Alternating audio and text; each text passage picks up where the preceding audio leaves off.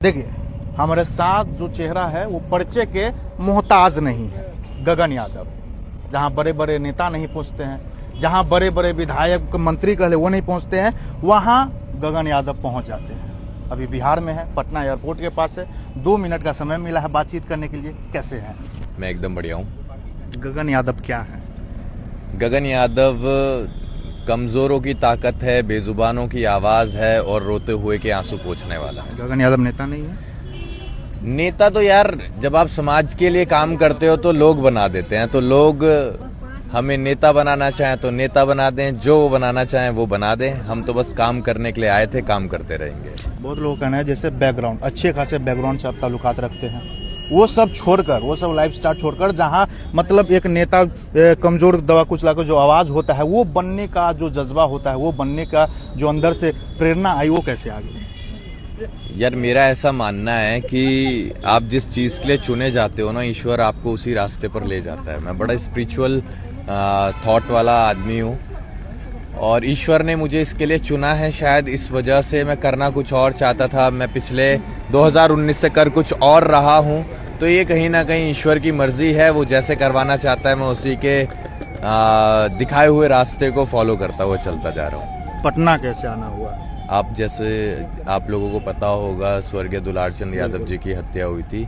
उसी संदर्भ में हमारा पीड़ित परिवार से मिलना, प्रशासन से उस मामले के संबंध में बातचीत करना, इसी के रिगार्डिंग हम लोग बातचीत करने के बाद या जो आने के बाद जो मुलाकात हुआ, उससे क्या लगता है कि जो फीडबैक आएगा या उससे जो क्या कुछ होने वाला, कि उनके जो न्याय मिलने की आशा बढ़ गई है? हाँ, नहीं, हमें भरोसा दिलाया प्रशासन ने कि वो उचित कार्रवाई करेंगे और इस प्रकरण को वो ऊपर पहुंचाने का काम करेंगे। डिले हो रहा है, उन्होंने एक्सेप्ट किया इस चीज़ को, लेकिन अब उम्मीद भी है कि जल्दी उचित कार्रवाई होगी और पीड़ित परिवार का वो साथ भी देंगे। 2019 से जब आप इस लाइन में स्टार्ट किए हैं, गरीबों से मिलना, वंचितों से मिलना, उनके लिए लड़ना, और उससे पहले बात कर ले तो उसके बाद का एफआईआर आपके ऊपर कितना है, उससे पहले का एफआईआर कितना है? यार, ऐसी ना नौबत नहीं आई। हम बड़े तरीके से काम करते हैं, तो एफआईआर कभी होती नहीं थी। रिसेंटली जेल से आए हैं हम, तो ये सब चलता रहता है। वो मुकदमों से क्या डरना, जब आपने लड़ने की ठान ही ली है तो ये तो बाय प्रोडक्ट है, ये तो होना ही होना है। अब जैसे दूध को आप मथेंगे तो उसमें से मक्खन भी निकलेगा, सपरेटा अलग हो जाएगा, घी हो जाएगा। तो अब हम मथे जा रहे हैं समाज के द्वारा। अब जिसे जिसे जो चाहिए वो लेता चले जाए। मुकदमों की गिनती आप छोड़ दीजिए, वो तो हम झेलते रहेंगे। उसके लिए कोई डर नहीं है? बिल्कुल नहीं ना। जब लड़ना है तो डरना क्यों है? जहाँ जहाँ मंत्री विधायक को पहुँचना चाहिए, समाज के नेता को पहुँचना चाहिए, वहाँ आप क्यों पहुँच रहे हैं? देखिए, मैं फिर से कहूँगा, ईश्वर ने चुना है।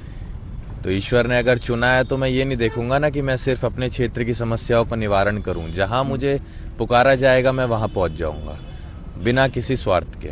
हाँ, जहां से कल को चुनाव लड़ेंगे वहां थोड़ी ज्यादा मेहनत कर लेंगे, लेकिन काम हमारा पहले भी यही था, आगे भी यही रहेगा। और कभी हम आने वाले समय में विधायक बनेंगे, सांसद बनेंगे, मंत्री बनेंगे, कुछ भी हम बनेंगे, तो जिस तरीके से काम कर रहे हैं उस तरीके से काम करते रहेंगे। जहां भी हमें आवाज दी जाएगी वहां हम पहुंचने का काम करेंगे और इंसानियत का चिराग जलाने का काम करेंगे। यूपी विधानसभा को चुनाव भी इस बार लड़ेंगे हम। लड़ने का विचार है? 100% लड़ेंगे। पार्टी से टिकट मिल रही है?